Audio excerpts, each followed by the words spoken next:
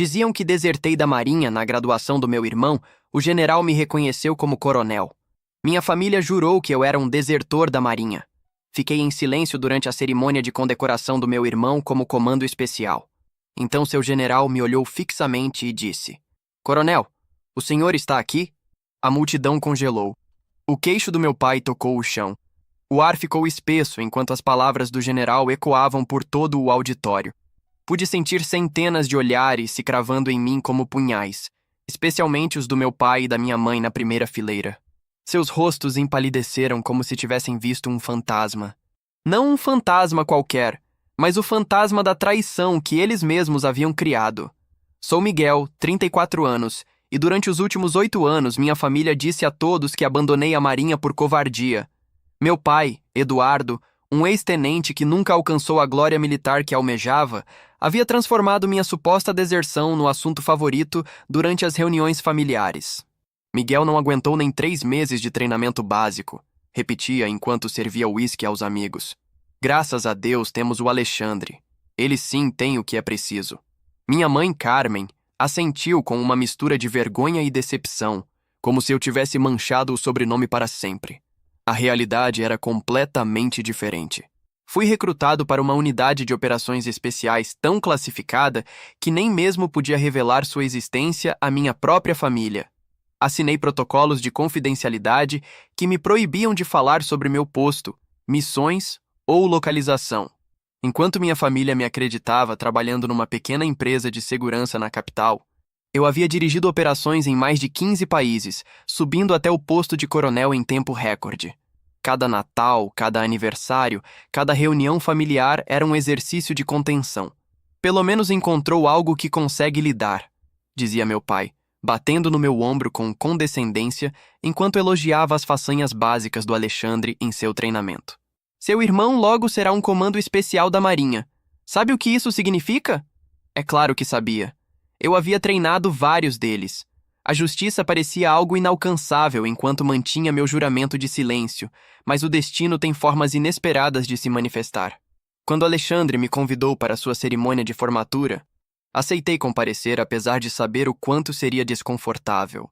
Meu irmão mais novo não tinha culpa das mentiras dos nossos pais. Ele realmente acreditava que eu havia abandonado, pois assim lhe disseram desde que tinha 16 anos. Sei que isso pode ser difícil para você, me escreveu, mas significaria muito se estivesse lá. Escolhi um assento na última fileira, longe da minha família, usando roupa civil em vez do uniforme que me cabia por direito. O que ninguém da minha família sabia era que o general Ramírez, que presidiria a cerimônia, havia sido meu superior direto durante 3 anos em operações que seguiam classificadas.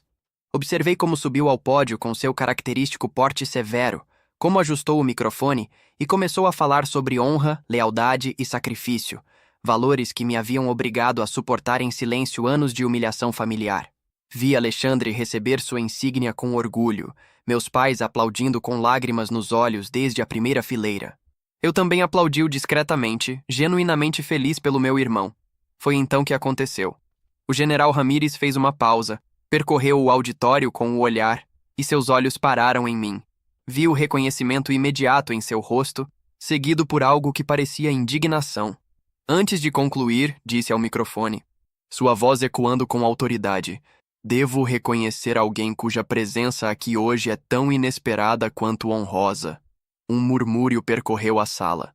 Coronel Miguel, poderia se levantar? Por um segundo, ninguém se moveu. Só se podia ouvir o zumbido do sistema de ventilação e o ranger tímido de cadeiras se ajustando. Senti o mundo desacelerar como se estivesse debaixo d'água. Meus olhos se ergueram lentamente e encontraram os de Ramírez. Não piscava. O mesmo homem que me havia ordenado missões impossíveis em desertos, favelas e selvas, agora exigia minha presença diante de centenas de civis e oficiais de alto escalão. Engoli em seco. Me levantei. O som do meu banco se arrastando pelo chão foi, por um momento, o ruído mais alto do recinto. Todos os rostos se viraram na minha direção. Reconheci o do Alexandre, com olhos esbugalhados e a boca entreaberta, como se tivesse recebido um golpe invisível. Meus pais, Deus, Eduardo estava estático, olhos vítreos, rosto avermelhado de vergonha ou fúria. Difícil dizer. Carmen levou a mão à boca como se quisesse conter um grito. Caminhei pelo corredor central como um réu a caminho do tribunal. Cada passo ecoava como um lembrete de tudo que haviam dito sobre mim nos últimos 8 anos. O fracassado, o covarde, a vergonha da família. Mas ali, naquele momento, eu não era nenhuma dessas coisas. Eu era Coronel Miguel, oficial das Forças Especiais de Operações de Inteligência Avançada, uma unidade que, até pouco tempo, nem mesmo constava em registros públicos. Ramírez me esperava no estrado. Quando cheguei perto, estendeu a mão com firmeza e me olhou com algo entre respeito e remorso. Este homem salvou vidas em pelo menos 15 países. Liderou operações que mudaram o curso de conflitos. E ainda assim, suportou calado a vergonha imposta por uma mentira, disse ele, sem esconder a emoção na voz. Hoje, como general e como homem, quebro o protocolo por dever de justiça. As pessoas murmuravam. O nome Miguel parecia se espalhar como pólvora entre os oficiais presentes. Muitos sabiam quem eu era, pelo menos no meio militar. Mas para minha família, para os que mais amei, eu era apenas o filho que havia desistido. Ramírez se virou para mim e me abraçou. Não como gesto simbólico, mas como quem se recusa a deixar cair um irmão de batalha.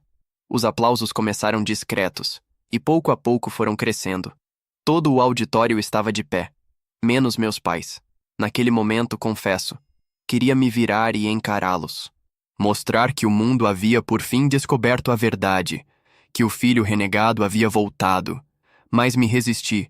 Essa vitória não era minha. Era dos homens que haviam caído ao meu lado em missões que jamais serão registradas em livros de história. Era para eles que me mantinha de pé. Alexandre foi o primeiro da família a se levantar.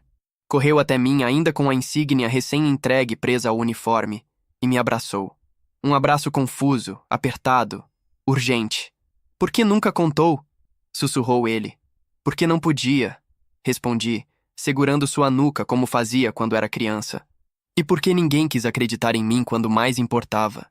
Quando me afastei, olhei pela última vez para meus pais. Eduardo parecia um animal acuado. O homem que sempre falava alto nas reuniões familiares, agora não conseguia nem mesmo sustentar o próprio olhar. Carmen ainda tinha lágrimas nos olhos, mas não eram de alegria. Ramírez então encerrou a cerimônia. Em nome da Marinha, agradeço aos que servem, disse ele. Mas hoje também peço desculpas públicas a quem serviu e foi injustamente esquecido. Deixei o estrado em silêncio. Nada mais precisava ser dito ali. O estrago e o impacto já estavam feitos. Ao sair do auditório, meu telefone vibrou no bolso. Era Isabela, minha esposa, que assistia a tudo pela transmissão privada da cerimônia. Uma mensagem simples. Agora, eles sabem. Volte para casa quando estiver pronto. Estou esperando. Mas não ia voltar para casa imediatamente. Algo me dizia que o verdadeiro confronto ainda estava por vir. E pela primeira vez em anos, estava pronto para enfrentá-lo. Foram poucas as palavras trocadas depois da cerimônia. Alexandre me olhava com admiração e confusão. Carmen parecia prestes a desmaiar, mas evitava o contato visual. Eduardo... Bem, ele simplesmente saiu do auditório antes mesmo de eu descer do estrado, murmurando algo inaudível enquanto empurrava cadeiras pelo caminho. Horas depois, ainda em uniforme civil e com a medalha de reconhecimento guardada discretamente no bolso interno do paletó, aceitei o convite do Alexandre para jantar com a família. Eles querem conversar, disse, com uma esperança no olhar que partia meu coração. O restaurante era elegante, discreto. Mesa reservada, longe dos demais clientes. Cheguei por último, como sempre. A mesa estava silenciosa. Eduardo com braços cruzados, Carmen olhando o cardápio sem ver nada. Alexandre, ao meu lado, brincava com o celular para quebrar o desconforto. E Rosa, nossa tia mais velha, estava lá também. Provavelmente a tentativa do Alexandre de equilibrar as emoções na mesa. Me sentei. O garçom veio anotar os pedidos, mas ninguém parecia disposto a comer. Quando se afastou, a Guerra Fria começou. 8 anos, Miguel. Começou Carmen, com a voz tensa, os olhos fixos no copo d'água. Nos deixou por 8 anos sem uma palavra. E agora aparece num auditório com um general te chamando de coronel? Respirei fundo. Nunca os deixei. Sempre estive por perto. Mas minha missão não permitia que falasse. Tudo que fiz foi por escolha, sim, mas também por dever. Eduardo soltou uma risada amarga. Dever? Abandonar a própria família é dever agora? Não, pai, respondi tentando manter o controle. Mas cumprir juramentos sim é. E jurei confidencialidade. Assinei protocolos. Minha vida, e a de centenas de soldados, dependia do meu silêncio. Poderia ter dado algum sinal, alguma explicação, rebateu Carmen. Nos fez acreditar que havia falhado. Eu não os fiz acreditar em nada, interrompi, com a voz mais firme. Vocês escolheram acreditar. Vocês criaram a narrativa. Quando desapareci do radar, quando parei de responder por segurança da missão, vocês não buscaram respostas. Vocês inventaram uma história e a espalharam. Eduardo bateu com força o punho na mesa, fazendo tremer os talheres. E o que queria que eu dissesse, hein? Que meu filho desapareceu do mapa e que ninguém sabia se estava vivo ou morto. Sou um ex-tenente, Miguel. Tenho reputação. Não, repliquei sentindo meu sangue ferver. Você sempre teve orgulho, mas nunca teve coragem para defender o próprio filho. Era mais fácil dizer que fugi, que fui fraco, que admitir que não sabia de nada. Achava que isso mancharia seu nome? Ele não respondeu. Carmen tentou suavizar o clima. Só queríamos entender. Foi quando Isabela chegou. Ninguém a esperava. Estava impecável como sempre, com sua credencial de acesso presa discretamente na lapela e uma postura que misturava elegância e autoridade. Beijou minha bochecha e se sentou ao meu lado. Boa noite, disse com calma. Espero que estejam todos bem. Recebi autorização para falar sobre alguns pontos. Eduardo a olhou como se fosse uma intrusa. E quem é você exatamente? Isabela Moreira, esposa do Miguel, respondeu mostrando a aliança. Analista sênior da Divisão de Inteligência Estratégica. E mais importante, testemunha de tudo que ele viveu nos últimos anos. Todos ficaram em silêncio. Miguel serviu em operações das quais vocês nunca saberão detalhes, continuou ela. E tudo que ele suportou fez pelo país, pela honra, por vocês, inclusive. Ele nunca foi fraco. Foi forte o suficiente para aguentar calado quando a própria família o chamava de covarde. O silêncio agora era absoluto. E agora? Murmurou Eduardo com a voz quebrada. Espera que acreditemos? Assim, de repente? Não estou pedindo que acreditem, respondi, o encarando. Estou dizendo que esta é a verdade, e já não preciso mais escondê-la. E vocês vão lidar com isso como quiserem. Mas se esperam que peça desculpas por não ter sido o filho que esperavam, sinto decepcioná-los de novo. Rosa finalmente se manifestou. Sabia que havia algo errado nessa história desde o início. Sempre soube que não era covarde, Miguel. Mas ninguém escutava. Ninguém queria escutar. Só falavam do Alexandre como se você nunca tivesse existido. E ele também não teve culpa, completei, olhando para meu irmão. Foi vítima da mesma mentira. Alexandre balançou a cabeça, visivelmente emocionado. Acreditei, Miguel, porque papai sempre falava com tanta certeza. Me sinto um idiota. Era uma criança. Só queria um herói na família. E eles te deram a história mais conveniente. O garçom apareceu com os pratos, mas ninguém tocou em nada. Eduardo respirava pesadamente, como se estivesse lutando contra a própria vergonha. Carmen chorava em silêncio, segurando o guardanapo com ambas as mãos. Isabela me olhou com ternura e deslizou a mão sobre a minha, discretamente. Ainda há tempo, disse Rosa encarando Eduardo, de reparar, de reconhecer o filho que vocês feriram por orgulho, mas isso Miguel não pode fazer por vocês. Isso é coisa de vocês. Me levantei. Cumpri meu papel, mãe. Pai. Estive lá quando ninguém podia ver. E hoje, pela primeira vez, não preciso mais esconder quem sou. Se quiserem conhecer o verdadeiro Miguel, agora depende de vocês. Paguei a conta antes que alguém dissesse qualquer coisa. E saí. Porque o que precisava ser dito, foi dito. Pela primeira vez em anos, não era eu quem devia explicações. Dizem que a dor física é passageira, mas a humilhação, essa te acompanha em silêncio, dia após dia. Eu sabia disso melhor que ninguém. Não foi uma tortura explícita. Não houve gritos ou agressões. Foi algo mais sutil, mais cruel. Ser diminuído gota a gota por aqueles que deveriam te proteger. Depois que fui recrutado, tudo mudou. Lembro exatamente do dia em que recebi a ligação. Tinha apenas 26 anos, recém-formado em engenharia eletrônica, com planos simples, seguir na marinha, crescer por mérito, manter minha vida limpa e minha ficha mais limpa ainda. Mas então apareceu o comandante Nogueira, falando sobre uma força-tarefa ultra-secreta, uma oportunidade única de servir ao país num nível que poucos alcançariam. Mas terá que desaparecer. Oficialmente estará fora da Marinha. Nenhum contato com a família, exceto os estritamente autorizados. Pensei. E aceitei. Por patriotismo, talvez. Por senso de dever. Ou porque, naquele ponto, já sabia que minha presença nunca havia sido realmente valorizada naquela casa. Nos primeiros meses de ausência, tentei manter contato. Mandei cartões neutros, e-mails com informações genéricas, mas nenhuma resposta. Em vez disso, as ligações de volta passaram a ser frias. Eduardo não atendia. Carmen falava como quem está ao telefone com um estranho. E pouco a pouco, até isso cessou. Só soube o que diziam sobre mim quando, 3 anos depois, voltei ao Brasil entre 2 missões. Consegui uma liberação de 48 horas. Fui até uma festa de aniversário da minha tia Rosa, disfarçado, de civil. Só queria ver o Alexandre, minha mãe, ouvir vozes conhecidas, mas tudo o que ouvi me fez desejar ter permanecido anônimo. Miguel? Ah, ele desapareceu, disse Eduardo, rindo com um copo de uísque na mão. Não aguentou a pressão. 3 meses de uniforme e pediu para sair. Uma vergonha. Uma pena, respondeu um amigo dele.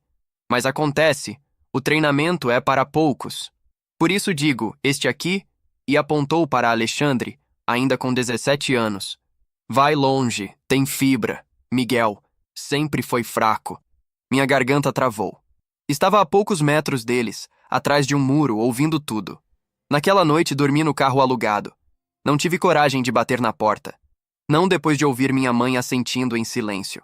Ela não me defendeu. Nem uma vez. Pouco a pouco soube de outras histórias. De como Carmen contava às vizinhas que o filho mais velho se perdeu. De como, nas festas, Eduardo dizia com orgulho que pelo menos tinha um filho que servia. E eu me afundava cada vez mais nas missões, buscando talvez no campo de batalha o reconhecimento que jamais viria de casa.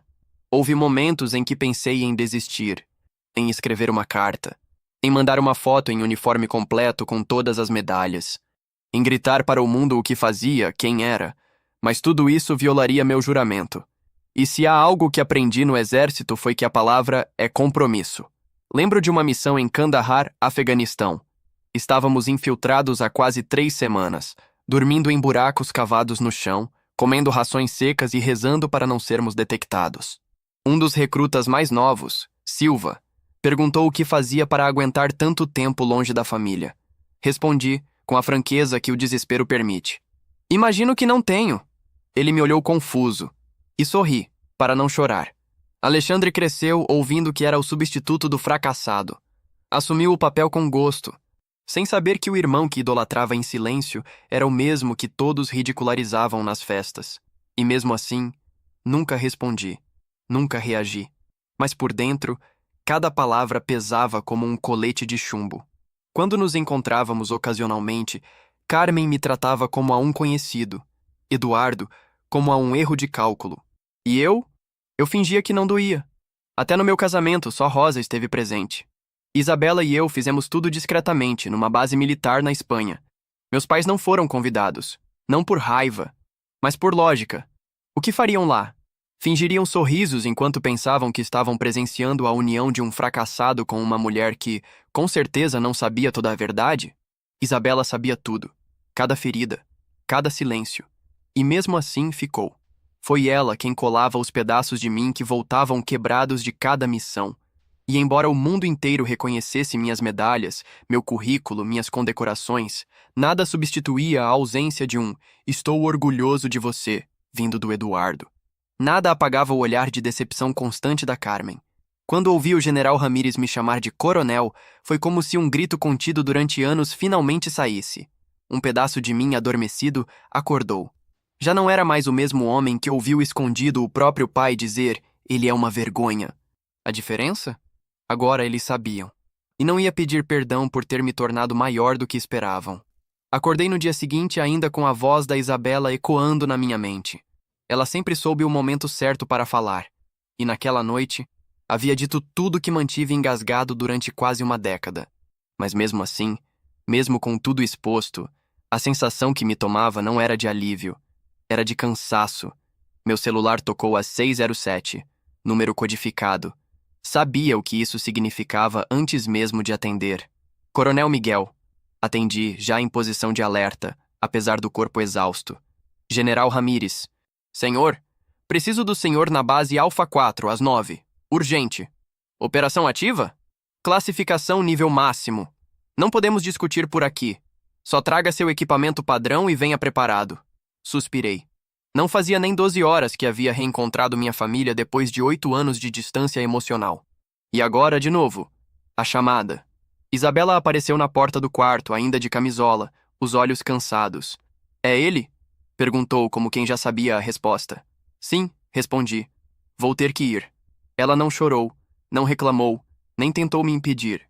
Só assentiu com a cabeça, caminhou até mim e arrumou o colar com meu medalhão de São Miguel Arcanjo, que sempre usava por baixo da camiseta.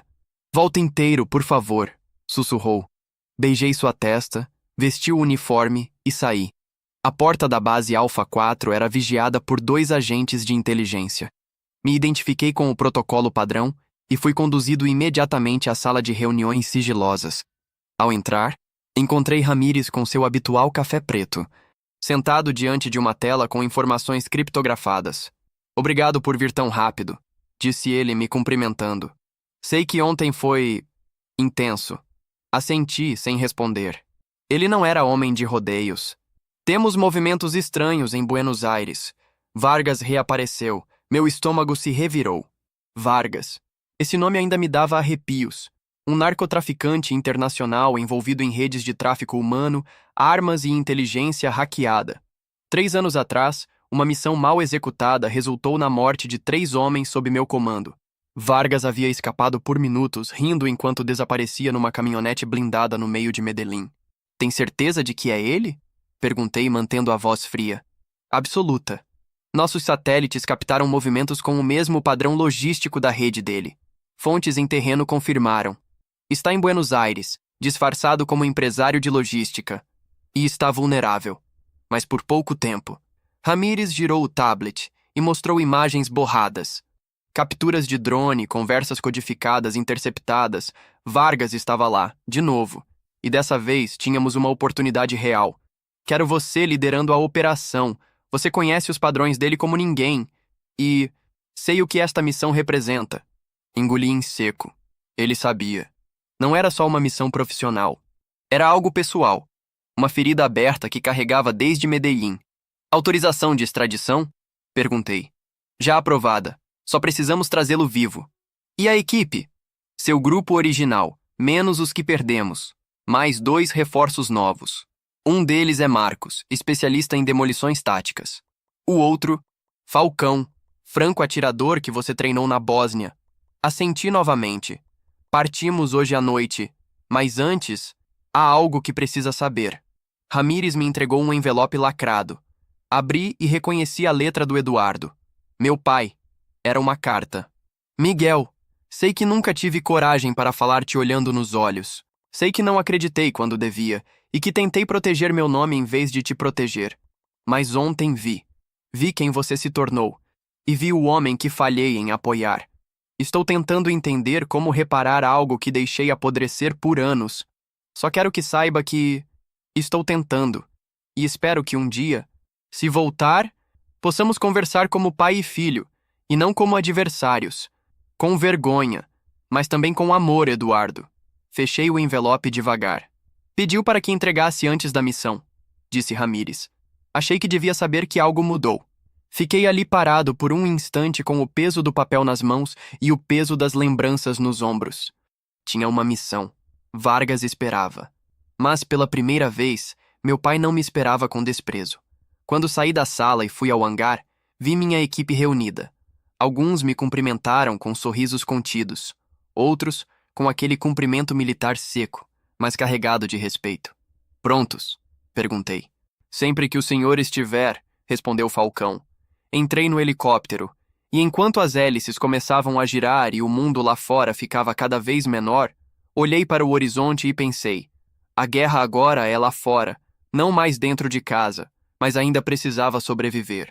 Enquanto sobrevoava a fronteira entre Brasil e Argentina com minha equipe, minha mente estava a milhares de quilômetros dali. Não importava quantas vezes tivesse deixado casa por uma missão. Desta vez, era diferente. Havia algo novo, algo que pesava mais que o colete balístico. Pela primeira vez, tinha algo para recuperar fora do campo de batalha. Deixei um rastro de verdades para trás, mas nenhuma certeza de reconciliação. A carta do Eduardo ainda estava dobrada no bolso da minha calça tática, intocada desde que ali. Essa carta talvez fosse só o começo. Na ausência de informações sobre meu paradeiro exato, Isabela manteve contato com minha família. Sem que eu soubesse, começou a visitar Carmen aos domingos, levar flores, explicar com calma tudo o que podia ser revelado. Falava de mim como quem descreve alguém que ainda estava em construção, mas que já tinha base sólida. E pouco a pouco, Carmen começou a escutar. Não a julgar, só escutar. Alexandre, por outro lado, mergulhou nos relatórios públicos. Descobriu entrevistas, fragmentos de documentos liberados depois de redirecionamentos de segurança, vídeos de campanhas humanitárias das quais participei como parte da cobertura das missões. Um deles mostrava minha equipe resgatando civis em Moçambique durante um ciclone. Meu irmão assistiu em silêncio, até o final, e pela primeira vez entendeu o peso que eu carregava. Mas quem mais mudou durante minha ausência foi Eduardo.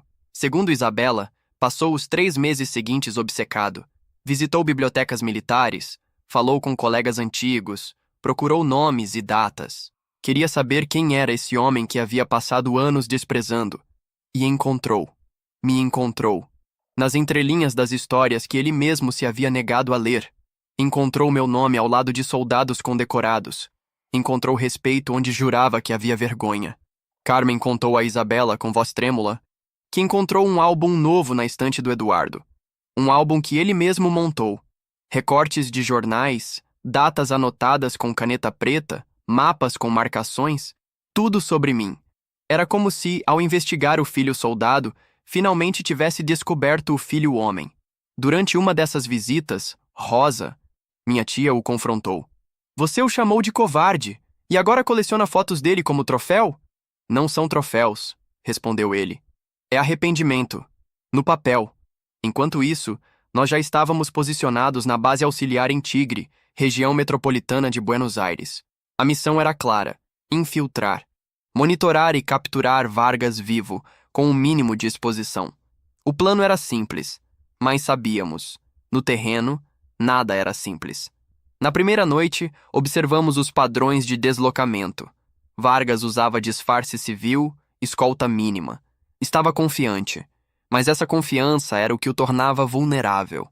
Quando foi dado o sinal de ação, no 12º dia de operação, sabíamos que o risco era máximo. Mas também sabíamos que era agora ou nunca. Era madrugada quando se iniciou a operação. Um silêncio pesado pairava no ar, cortado apenas por nossas comunicações cifradas. Equipe Alfa em posição. Equipe Bravo pronto.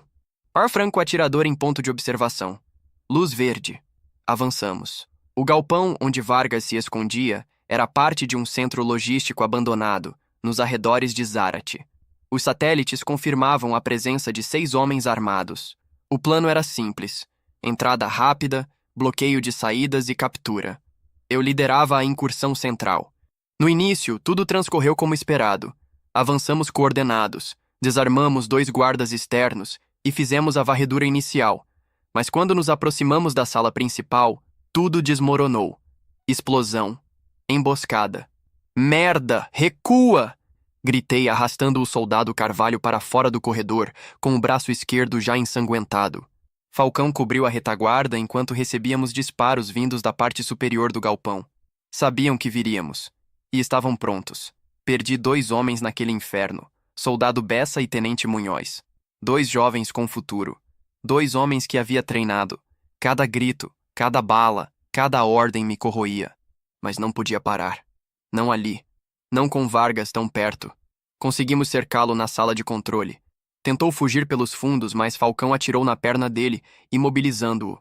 Entrei por trás com 2 soldados e o algemei pessoalmente. Olha só quem voltou dos mortos. sussurrou sorrindo com sangue nos dentes. Ainda bravo por Medellín, o encarei por 3 segundos eternos e respondi seco. Não, só cansado de enterrar homens melhores que você. A equipe de extração chegou poucos minutos depois. Levei um tiro de raspão no ombro, mas nada grave. O suficiente para me manter lúcido e lembrar cada detalhe. No helicóptero de volta, com Vargas sedado e algemado, olhei para os assentos vazios onde Munhoz e Bessa deveriam estar. Isso me quebrou mais que qualquer ferimento. Mas sabia, não morreram em vão. Na chegada à base, fui levado diretamente ao hospital militar.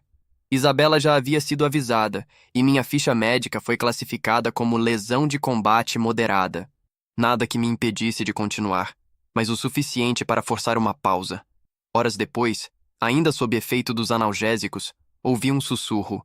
Miguel? Abri os olhos. Eduardo. Sim, era ele.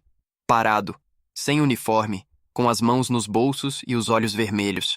Ao lado dele, Carmen segurava uma pequena sacola com frutas, como se isso fosse suficiente para reparar anos de silêncio. O general nos avisou, disse meu pai com a voz baixa. Achamos que devíamos estar aqui. Não respondi.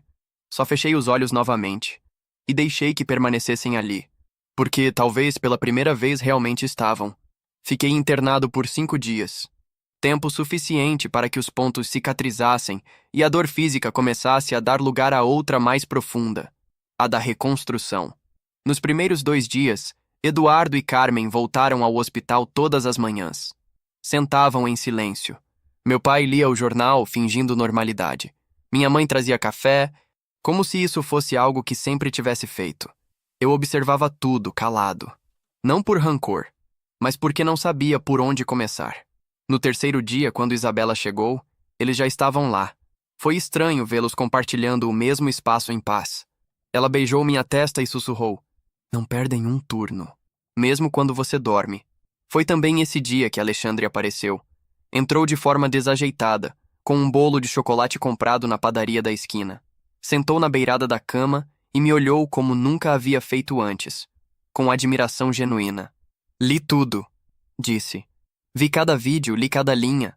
Não sei como te pedem para voltar ao trabalho depois disso. Sorri pela primeira vez em dias. Não é trabalho, é missão. A gente escolhe esse caminho porque alguém precisa escolher. Ele assentiu. E então, num gesto tímido, apoiou o ombro no meu. Me perdoa. Por ter acreditado neles, por ter repetido as piadas, por ter me orgulhado de um irmão que achava que era melhor só porque era mais visível. Não foi culpa sua, Alexandre. Você era só uma criança. Eles que deviam ter te ensinado a olhar com mais profundidade.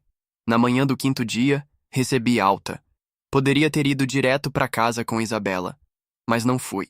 Vem passar uns dias com a gente, disse Carmen, enquanto dobrava uma camisa minha que trouxeram do hospital. Olhei para ela com surpresa. Na casa de vocês? Sim, respondeu Eduardo, com os olhos ainda fixos no chão. Não é muito, mas é o mínimo que podemos oferecer. Hesitei. A casa onde fui chamado de covarde, onde cresci tentando agradar a um pai militar demais para ser pai e uma mãe silenciosa demais para me defender. Mas aceitei, porque talvez fosse hora de colocar os fantasmas na mesa. Naquela noite, me deitei no mesmo quarto que uma vez foi meu. As paredes estavam diferentes, pintadas num tom claro, mas ainda havia marcas antigas no piso de madeira.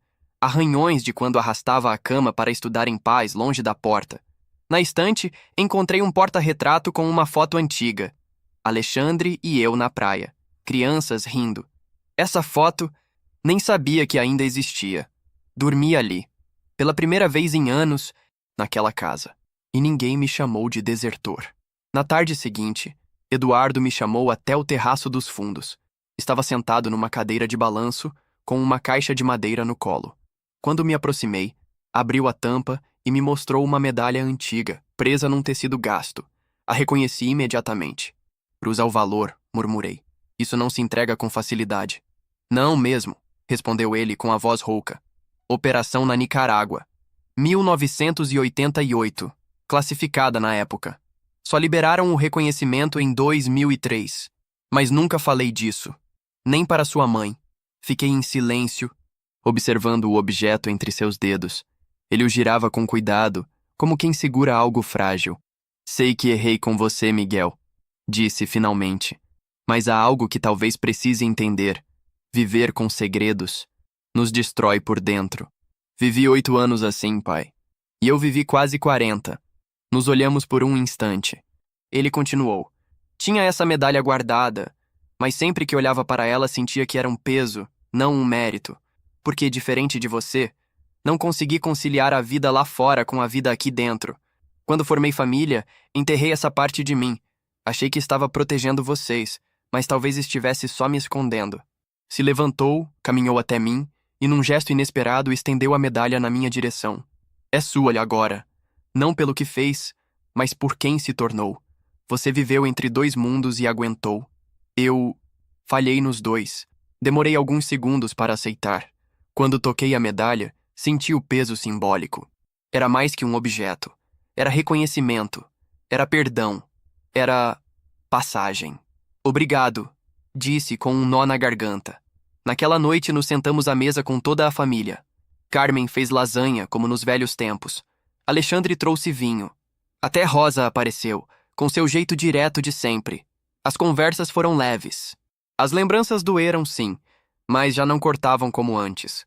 Antes de dormir, Carmen entrou no meu quarto. Guardei isso para você, disse, colocando uma caixa sobre a cômoda. Dentro, havia recortes, fotos antigas, desenhos que havia feito na infância. Me olhou com os olhos lacrimejantes. Mesmo achando que nunca voltaria, nunca deixei de sentir sua falta. Mãe, comecei, mas ela me abraçou antes que pudesse dizer mais alguma coisa. Só me deixa tentar, filho. Só isso. E deixei, porque pela primeira vez não estavam me cobrando, nem esperando que provasse nada. Só queriam finalmente me conhecer. 2 semanas. Foi o tempo que passei na casa dos meus pais depois da missão. Tempo suficiente para perceber que, por mais que as cicatrizes estivessem lá, havia espaço para algo novo, algo que até então nem ousava desejar. Paz. Na primeira manhã, Carmen colocou meu café na mesa antes que acordasse. Eduardo saiu para caminhar e voltou com o pão que eu gostava. Pequenos gestos, mas significavam o mundo para mim. A convivência foi estranha nos primeiros dias. Não sabiam se me tratavam como o filho que partiu ou como o homem que voltou. E eu também não sabia como agir. Todos estávamos reaprendendo, pouco a pouco, com tropeços, mas sem máscaras. Foi Rosa quem trouxe o primeiro respiro de leveza àquele ambiente. Lembram daquela vez que o Miguel foi pego pulando o muro da escola? Disse ela durante o almoço. Jurou que era só para buscar a bola e voltou com 2 sanduíches e uma coca. Alexandre riu alto. Carmen colocou a mão na boca, surpresa por lembrar da cena. Eduardo soltou uma risada baixa. E eu, pela primeira vez ali, gargalhei. Gargalhei de verdade. Esse som quebrou alguma coisa. Como se todos finalmente tivessem permissão para baixar a guarda. Naquela tarde, Carmen me chamou para ver uns álbuns de fotos. Abri cada página como se folheasse outra vida. Tinha fotos minhas de criança, de uniforme escolar, com dentes tortos e cabelo molhado de piscina. E para minha surpresa, o álbum não parava em 2014. Havia fotos minhas mais recentes. Imagens que Isabela havia enviado em segredo. Eu, numa cerimônia no exterior. Eu, numa premiação simbólica de veteranos. Eu sorrindo com minha equipe atrás de mim. Ipe, fingia que não sabia onde estava, disse minha mãe. Mas no fundo, acho que só não queria admitir que te perdi. Guardar essas fotos era minha forma de dizer que ainda havia esperança. Pela primeira vez em anos, peguei a mão dela. Ela apertou de volta, como quem segura uma vida inteira num gesto. Já com Alexandre, a relação tomou um rumo diferente. Um de respeito e também de troca. Nos sentamos uma noite no terraço, bebendo uma cerveja em silêncio, até que ele disse: Entrei na Marinha por sua causa. Não pelo papai. Isso me surpreendeu. Sempre achei que só queria provar algo para ele. No começo? Sim, mas depois ouvia histórias sobre o irmão mais velho que desapareceu, a vergonha da família, e mesmo assim, achava que havia algo mais. Era como se uma parte de mim soubesse que essa história não estava certa e queria te entender. Ficamos em silêncio por longos minutos. E agora que sabe? Perguntei. Agora quero ser metade do homem que você é. E quero que meu filho te conheça algum dia. Sorri. Pela primeira vez, sem dor no peito. Aquela família que me rejeitou estava me reconstruindo com seus próprios pedaços. 1 ano se passou. 1 ano desde a cerimônia do Alexandre. 1 ano desde que a verdade veio à tona. Muita coisa mudou desde então. Hoje estou em casa. Um lar de verdade. Meu lar. Com Isabela ao meu lado, mais forte que nunca, e uma nova rotina que mistura treinamentos físicos, mentorias a jovens soldados e palestras em escolas militares. Não voltei ao campo de batalha desde Buenos Aires. Ainda me chamam para operações, mas agora atuo como conselheiro estratégico, parte por escolha, parte por necessidade. Afinal, entendi que a guerra mais difícil já foi vencida, a da minha identidade. Naquela manhã vesti o uniforme cerimonial novamente. Medalhas alinhadas, postura ereta, era o dia da minha condecoração oficial pela Operação Vargas. Mas para mim era mais que uma honra. Era a prova de que já não precisava mais esconder quem sou. Isabela me ajudou com os últimos ajustes no uniforme. Estava radiante. Está lindo, coronel, disse, arrumando minha gravata. Só hoje? Todos os dias. Mas hoje está exatamente onde sempre deveria estar, sendo visto. O auditório estava lotado. Oficiais de alto escalão, familiares de soldados, representantes da marinha de diferentes países. Mas, lá no fundo da primeira fileira, estavam eles. Eduardo, de uniforme impecável, como nos velhos tempos. Carmen, com os olhos já úmidos antes mesmo da cerimônia começar. Alexandre, com seu próprio uniforme recém-conquistado, e Rosa, que se abanava discretamente com o programa da cerimônia. O general Ramírez subiu ao estrado e começou seu discurso. Falou sobre honra, disciplina e sacrifício. E então, falou de mim. O coronel Miguel serviu com valor em territórios onde poucos ousaram pisar. Salvou vidas, liderou homens e enfrentou a escuridão sem pedir reconhecimento. Hoje, finalmente, prestamos a homenagem que sempre mereceu. Fui chamado ao estrado. Quando subi os degraus, uma salva de palmas ecoou pelo salão. Vi Isabela se emocionar. Vi Alexandre aplaudir como um irmão que, enfim, se orgulha sem reservas. E vi Carmen, chorando. Não de vergonha, mas de orgulho. Orgulho puro. Ao receber a medalha, pedi a palavra. Este reconhecimento, embora individual, representa todos os homens e mulheres que servem no anonimato, que são julgados sem defesa, que sacrificam o nome, o tempo, e às vezes a própria alma por um país que nem sempre os vê. Mas acima de tudo representa algo pessoal, a verdade.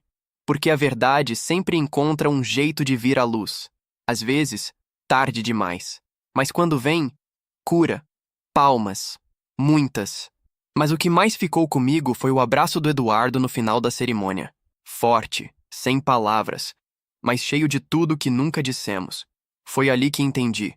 Alguns homens vencem guerras, outros vencem o silêncio. E eu havia vencido os dois. A recepção depois da cerimônia foi organizada pela Isabela. Um coquetel simples, elegante, cercado de pessoas que fizeram parte da minha trajetória, mesmo sem saber. Colegas de missão, comandantes aposentados, amigos de confiança. Mas o que realmente me chamou a atenção foi ver minha casa, pela primeira vez, cheia de vozes familiares que não me causavam dor. Alexandre estava no terraço, conversando com Rosa sobre seus planos de ascensão dentro da marinha. Carmen mostrava orgulhosa uma foto minha emoldurada na estante da sala. E Eduardo ficava afastado, observando tudo em silêncio, com uma taça de vinho nas mãos, como se procurasse o momento certo. E chegou. Quando todos já haviam comido, conversado, rido e se dispersado um pouco, ele se aproximou. Me levantei, esperando outra aproximação contida, algum comentário genérico. Mas não. Posso falar com você, filho? Perguntou com a voz grave, mas diferente. Havia hesitação. Eduardo, o homem que nunca hesitou, agora parecia medir cada palavra. Fomos até meu escritório. Ele entrou, olhou ao redor e respirou fundo. Tentei escrever essa conversa umas 20 vezes, mas nenhuma palavra no papel parecia justa. Então, vou falar como sempre deveria ter falado. Miguel, me orgulho de você, muito mais do que posso expressar. As palavras ficaram suspensas no ar. Passei a vida toda querendo que fosse como eu, que seguisse o mesmo caminho com os mesmos passos. Mas você não só percorreu seu próprio caminho, Foi além de tudo que sonhei para mim mesmo. Senti os olhos arderem, mas não chorei. Só deixei que continuasse. Sabia que era forte, mas confundi força com obediência. Você escolheu o dever quando ninguém estava olhando. Manteve o silêncio, mesmo sendo humilhado. Protegeu vidas, mesmo quando a sua foi desvalorizada. E mesmo assim, voltou. Não porque devia, mas porque tem um coração maior que o meu. Se aproximou, colocando as mãos nos bolsos. Um gesto típico dele, mas agora desarmado, mais humano. Não vou pedir que me perdoe de uma vez, mas queria que soubesse que estarei aqui, todos os dias, para merecer esse perdão, pouco a pouco. Abracei meu pai pela primeira vez como homem, como soldado, como filho. Um abraço longo, carregado de tudo que nunca foi dito, mas que agora, enfim, era sentido. Naquela noite, com a casa mais vazia e a lua alta lá fora, percebi que aquilo que chamamos reconciliação às vezes não vem num gesto heróico. Às vezes vem num sussurro, num olhar, numa verdade finalmente admitida. E naquela casa, pela primeira vez, todos os fantasmas estavam em paz. 12 meses se passaram desde aquela noite. Hoje, olho pela janela do meu novo escritório. Não o militar, mas o civil. Abri um centro de apoio para veteranos e famílias de militares que sofreram com afastamentos, traumas e segredos. Um espaço onde a verdade não precisa mais ser silenciada. Não deixei de servir. Só mudei a forma. Recebo ligações semanais de oficiais pedindo para dar palestras em academias, colégios militares, centros comunitários. E todas começam com a mesma frase. Você é o coronel que a própria família achava que tinha desertado. Não é? Sim, sou eu. Mas agora, sou também o homem que reconstruiu os laços, que desenterrou sua história e a reescreveu com dignidade. Isabela continua sendo minha base, meu lar. Recentemente começamos a conversar sobre adoção. Não porque sentimos um vazio, mas porque agora temos espaço de sobra para amar alguém desde o começo, como deve ser. Alexandre foi transferido para uma base estratégica no Nordeste. É respeitado, competente e liga toda semana para contar novidades. Carmen e Eduardo vão frequentemente à nossa casa aos domingos. Trazem sobremesa, se sentam no sofá, assistem futebol. Às vezes Eduardo até ajuda no jardim. Em silêncio. Mas agora um silêncio leve. Rosa continua a mesma. Direta, prática, mas cheia de carinho. Foi ela quem nos deu o nome para o centro de apoio que criei. Operação Verdade. Na inauguração, com a imprensa presente e a turma de novos recrutas sentada nas primeiras fileiras, falei pouco. Meu nome é Miguel. Fui chamado de traidor, covarde, desertor. Mas hoje estou aqui para dizer que a verdade, por mais demorada que seja, sempre vence. E se você também está em silêncio, saiba, não está sozinho. Todo o auditório se levantou. Mas não eram os aplausos que me importavam. Era saber que aquele menino que cresceu tentando provar que merecia amor, agora ajudava outros a entenderem que merecem mesmo quando ninguém lhes diz. No final daquela tarde, fui até o terraço do centro com uma xícara de café quente nas mãos. Eduardo se aproximou, sentou ao meu lado e ficou em silêncio por um tempo. Então, sem me olhar, disse: Você venceu, filho. Olhei para o céu. Estava limpo, sem nuvens, com uma luz dourada caindo sobre a cidade. Não, pai. Respondi com um leve sorriso. Nós vencemos e brindamos, não pela guerra vencida, mas pela verdade recuperada, pela família que renasceu, e por todas as segundas chances que a vida teimosa insiste em oferecer aos que não desistem de recomeçar.